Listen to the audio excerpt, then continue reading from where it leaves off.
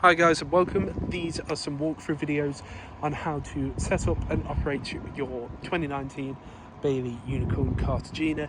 This is essentially the basic guide on if you were getting on or off site. So starting off first, you've got your black hitch head at the front with black lever just here, which you have to have pulled up to then wind down the jockey wheel onto the tow ball.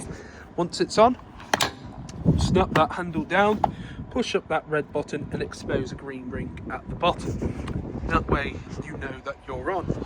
Got your breakaway cable just here. Breakaway cable, if you have an eye point, legally it has to be used. If you don't, just wrap it around the tow ball. You've got your handbrake here. Now this is a gas drop handbrake. So with these, always make sure to just give it a little bit of an extra tug back, because a lot of people, they'll just hear the first initial click and think that it's on. It has to be pulled back all the way, as otherwise it might roll back a touch. And then you do have 13-pin electric, so if you do have 7-pin adaptation, make sure to bring yourself an adapter. However, if you are running with an adapter, you may lose a couple of functions such as ALCO ATC. 2 points either side and 2 points at the back, you have inserts for your legs. Now the caravan itself comes with a leg winder, or you can get yourself a 90mm drill bit and a power drill just to make it that bit quicker. Do not attempt to jack up or level the caravan using your legs, they're simply used for stabilisation.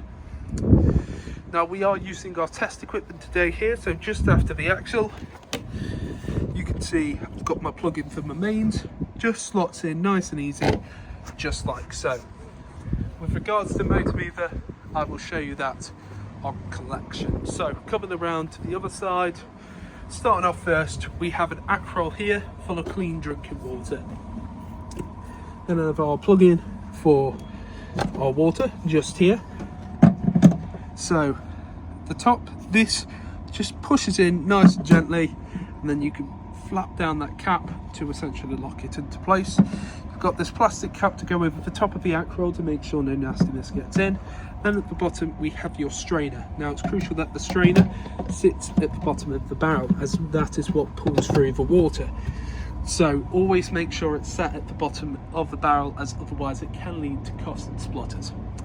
And what I was referring to beforehand, I can pull it out nice and easily like that, but if I put down that cap, locks it into place. Then just next to it you have your flue.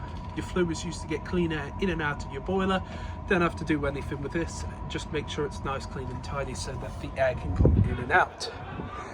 Then we have your gas bottle locker just here. So you've got 2 spaces for 2 6-kilogram bottles and a signal regulator just here. So I have an in-date gas hose connected onto this red propane bottle.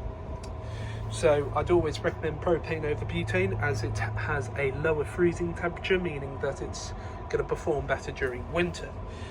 In-date gas hose, so this one here is dated 2025.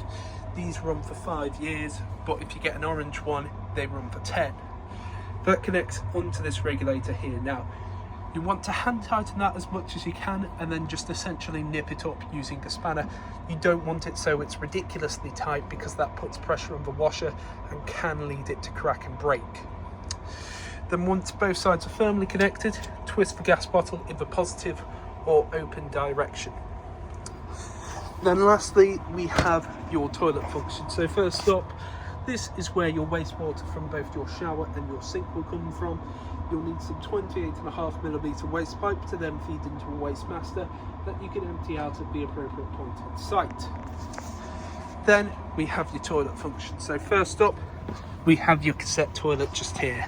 Now in the video later on, I will show you when you know you need to drain off, well, empty this out, but to remove it, press up on the handle and pull out just like so. Now this handle as well, it does also extend up and out, so you can essentially use this similar to like a carry-on suitcase. Not that you'd want to board a plane with something like this. Then once you're at your emptying point, twist off this head. What you want to do is tilt, and at the same time as tilting, continually pressing that vent button. Then what I do, this is only a recommendation, twist open that cap, twist open that compartment, feed in some fresh water, shot it all back up, a little bit of a shake, and again tilt and bend, just so it makes it smell a bit nicer for future. Then on this cap just here you have measurements in both imperial and metric, and that is for your blue chemical. Blue chemical goes into there, twist it back in, back to the central position, and you want to push it in so that that orange handle sits behind those white teeth, as then it can't be removed without pressing up the orange handle. Then this top compartment, that is where you will feed in for your flush tank. Get yourself something like a watering can just to make it that bit easier. This can hold around 12 litres of water. However, I wouldn't recommend putting in any more than 10, as you don't want to overfill the compartment. Then you can also add a little bit of pink chemical, which works as a bleach without being corrosive and makes the toilet smell a bit nicer, to just ultimately use it. Now, you don't want to travel with either of these two compartments full. So as you've just seen me fiddling about with, you have this little bung here connected to this pipe, which is connected to the flush tank. Open up that bung and drain off any remaining water in the system. The caravan itself will be fully drained off before you leave with it. Then underneath your right hand side seat you have first here your boiler. So the boiler is just here with all the connected fittings going into it. You also have this panel just here which you can pull off if you ever need to do a reset. You have the flow jets which will take the water through into the boiler. Then the other bit to note is at the back here, so that is your drain valve. So when it's in the horizontal position as it is now, that is allowing the flow of water to come through, meaning that essentially when it's like this, water just acts normally. However, when you flick it up to the horizontal position, that is in drain mode. That means any water inside the system will be drained off, at least from the boiler connecting part. So November to March, have it up permanently in the upright position, as any water inside the system can freeze over and potentially burst the pipes. We will leave the caravan with that in the upright position when you take it away. And the other thing on the right hand side, you have your onboard tank just here. So the onboard tank, similar to this, also has a drain valve, and it is this here. When that is pointed towards the onboard tank, that is allowing water in. When I switch it that way, you can hear it begins to drain it out. I can also open up the compartment using this little bit here to see the amount of water physically inside the tank as well. Again, this will be fully drained off before you leave with it. And then last little bit, you have all your trips and fuses underneath your fridge just here, and all the trips have to be in the upright position and all the fuses in the correct position. I'd always recommend as well carrying some extra fuses with you whenever you go on holiday. And underneath your bed you have your brain boxes for your motor mover, again if you ever need to do a reset, and also the ignition point there for it as well. And just here we have your main control panel. So we have the on and off switch just here for the entire system, and then I have internal lights just here, so on and off as you can see just there. Then your awning light off, then on, go outside, and it is a bit sunny but you can see that it is on. And then you also have your tank system. So I've either got the choice of running internal tank or external tank. Now when I switch over to internal tank, you can hear that the water begins to get sucked through into the onboard tank system, and once it's full it will cut itself off. However, if I want to go just straight from the Acroll to the taps, I go from external. Now with regards to that, I'd always recommend waiting about 2 to 3 minutes to allow the water to circulate through, because even now I can get a bit of flow of water, but you want to wait a couple of minutes just so it's a nice steady flow. So whilst we wait for that to come through, I'll show you on both internal and external. We'll show you the Alder wet central heating. So this is your Alder board, and this is for your heating and hot water. So turn on using that button just here, and then I press menu here and it comes to this screen. So first up, house with the thermometer. That is for the internal temperature of the caravan that you desire. So it goes up and down using 0.5, and every time I press it goes up. I can also press and hold it to go up, and whatever I set it to, it will get to that temperature, and it usually takes around about an hour to do so. Then I have the shower icon, so that is for the hot water. So it's currently off, but let's say I want to have a bit of hot water. First up, it goes to midway. Now what midway does, it gets the water temperature to around about 40 to 50 degrees, and it will stay there. Or I can have it on full. Now what full does, it prioritizes the water heat over the heating of the actual caravan for around about an hour. Once it's finished and got up to temperature, which is around about 60 to 70 degrees, it will then drop it back down to midway. So either way, when you set it to full, it will drop itself back down. Then I have my energy sources, so I can either use strictly mains with 1, 2 or 3 kilowatt of capacity. Now do be aware that some sites do not have 3 kilowatt capacity, especially if they're rather full.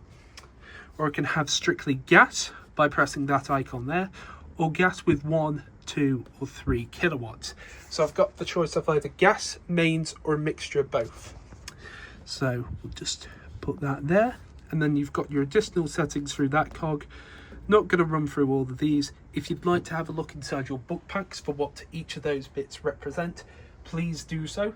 And there are plenty of tutorials for them online. We have set this panel to what we believe is the most user-friendly bit to use. So I press menu, and then if I don't want any of that on, just press that button, comes up with off. Now naturally, when you don't interact with that panel for a little bit of time, it will naturally go to a blank screen, but there'll still be a little LED showing you that it's on. Now, it's been about 2 minutes with that, so I'm currently on external, meaning it's coming straight from the Acroll into the boiler to the tap. Come over to here, open up on both cold and hot, and what you're looking for is this nice steady continuous stream. You let this run for around about 30 seconds, and if there's any coughs or splutters, go outside, check that the strainer is sat at the bottom of the barrel, and make sure that there's no kinks in the pipes, and that you also have your drain valve in the correct position. As you can hear as well, whenever water is coming out of the boiler, it will draw through the water to replace it. Now, let's say I want to use the onboard tank system. I go over, I flick it over to internal. So as you can hear, it's still drawing through the water as the tank is not full. I can open it up because there's not like a percentage gauge or anything like that, and I can physically see the amount of water that's in the system. But now we'll open it up on both cold and hot, and as you can hear through here as well, it's drawing back through the water that it is losing. And as you can see as well on here, a nice steady continuous stream, no coughs or splutters. So, quick summary for this: main on and off, lights internal, lights external, internal pump, external pump, and then midway. Now midway as well. Then just here we have your fridge operation. So for your fridge here, you can see I've got it on because I've got the blue lights on. Turns on and off using this button on the left just here. So if I were to press and hold that in, you can see it turns itself off. Press and hold it back in and turns itself on and goes to its most recent memory, which in this case was mains on full capacity. So I've got the choice of 3 sources, so I can either use mains, gas, or 13-pin electric. That is not your leisure battery, that is when you're plugged into your car, so you're travelling at the same time. So for mains, just click in and use that. For gas, you press it in and you will gradually begin to hear it tick in, as you can hear just there. And once it's finished ticking, that means that it is then lit on gas. Now I'm just going to quickly press the battery icon just to show you what it looks like when a hazard comes on. So press that in, begins to flash up and beep at you. So we'll just do mains for now, because in all fairness, you wouldn't use mains. You would not use mains unless you were off grid. I also have this button here, and what that is fast freeze. Now that will prioritise the freezer over the actual fridge, but I don't want that on right now. Then I have the amount of power coming into the fridge, so 1, 2, 3, 4 or 5. 5 being the most powerful, so it's going to chill the fridge the quickest. 1 being the least powerful, meaning that it's going to draw through the least amount of electric. In all fairness, you can always run it on 5.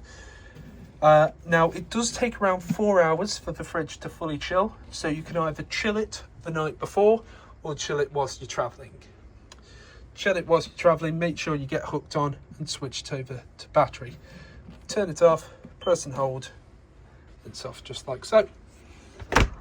Then just here we have your hob, grill and oven. So all of this operates off gas minus the electric plate just here. The electric plate, spin it to whatever gas mark and it will get to that temperature.